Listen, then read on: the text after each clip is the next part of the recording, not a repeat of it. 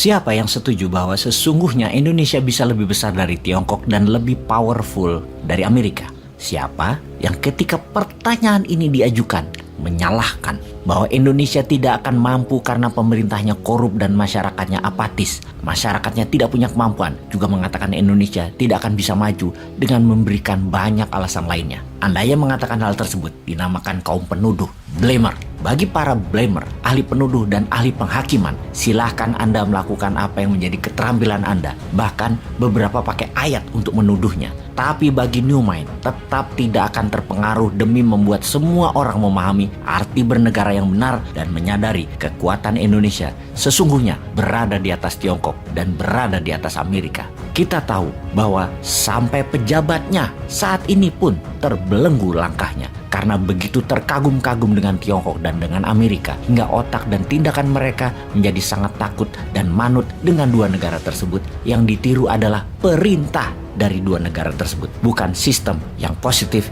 yang ditiru untuk Indonesia. Contoh sederhana kita tanya kepada akademisi dan pejabat-pejabat negara saat ini. Mengapa dalam 7 tahun ini berani ngutang senilai 5.000 triliun dalam nilai rupiahnya atau menjadikan hutang akumulasi negara setara 7.000 triliun ke negara lain. Kita berani ngutang ke dolar, tapi tidak berani ngutang ke rupiah. Ngutang ke diri sendiri 7 triliunnya tidak berani. Mengapa? Emangnya apa jaminan hutang dolar tersebut? Proyek di Indonesia. Kenapa nggak ngutang ke rupiah, jaminannya proyek di Indonesia juga? Ini bosman memang bodoh ya otaknya. Ilmunya cetek kali ya, sehingga sulit memahami hutang dolar senilai 7.000 triliun adalah yang benar, bukan hutang ke rupiah ke negara sendiri yang terbenar. Atau pejabatnya memang ngerti bahwa kita bisa ngutang ke rupiah, bisa ngutang ke diri sendiri, tapi karena ada doktrin di kepalanya, ada benefit apalah gitu untuk dirinya, atau ada pemahaman yang dipropagandakan sudah masuk ke kepalanya hingga hutang dolar tidak bisa ditawar lagi. Hutang dolar adalah wajib. Sehubungan dengan itu, setelah kita sering menceritakan ancaman dari pinjaman hutang proyek dari Tiongkok, kita akan mendiskusikan tentang Amerika sekarang. Amerika dan Tiongkok memang fasad atau tampak muka rumah mereka didesain terlihat keren, mewah, anggun, mengagumkan, kelilingi satpam dengan senjata lengkap, dengan segala macam fasilitas yang ada. Kita dibuat kagum dengan fasad dan eksterior Tiongkok dan Amerika tersebut. Halaman depan rumah kedua negara tersebut keren, namun di dalamnya atap jebol, saluran air mampet, pengap, dan banyak keburukan lainnya yang tidak diketahui ada di sana. Banyak yang berpikir kemewahan ada di dalamnya.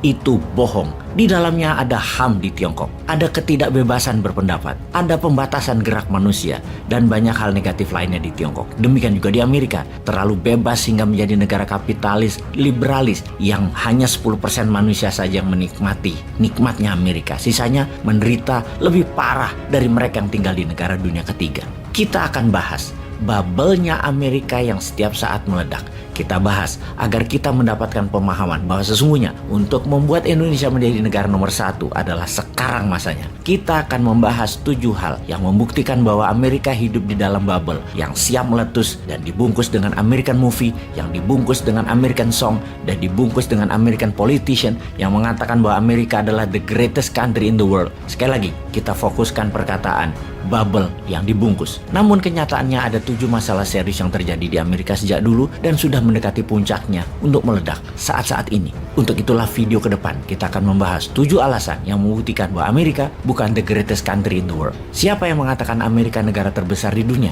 Yang mengatakan adalah diri mereka sendiri, klaim mereka sendiri, sistem mereka sendiri dengan dibungkus oleh film Hollywood utamanya. Film seperti Top Gun, Transformer, American Sniper, Pearl Harbor, Independence Day, semacam itu mengagungkan kekuatan militer Amerika dan mensahkan kekerasan Amerika. Film Hollywood juga membingkai cara dunia melihat bangsa lain. Film Hollywood didesain untuk manusia memotret bangsa lain sesuai maunya Amerika. Karakter Rusia misalnya dikatakan sebagai orang yang bengis dan dingin.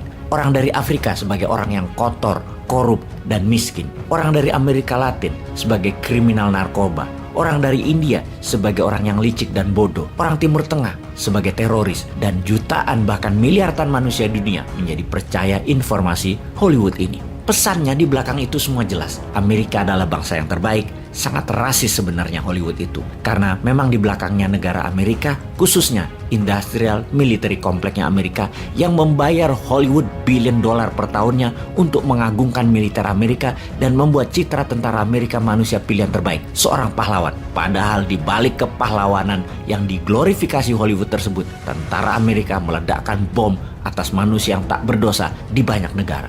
Demikian juga sisi musik, lagu-lagu mengagungkan Amerika disebar ke seluruh dunia, mencitrakan Amerika negara terbaik, negara orang pemberani, negara bebas, dan semuanya bisa terjadi di Amerika. Semua itu berciri ada bendera Amerika melambai perlahan di video-video mereka. Tetapi kenyataannya, Amerika di dalam negerinya banyak kegagalan parah di banyak masalah keseharian. Untuk itu sekali lagi, kita akan mengurai 7 hal yang membuktikan Amerika bukan negara terbesar di dunia. Untuk apa serial ini dibuat? Karena inilah masa peluang Indonesia mengambil alih demi kesejahteraan masyarakat Indonesia juga dunia. Wah, ini ora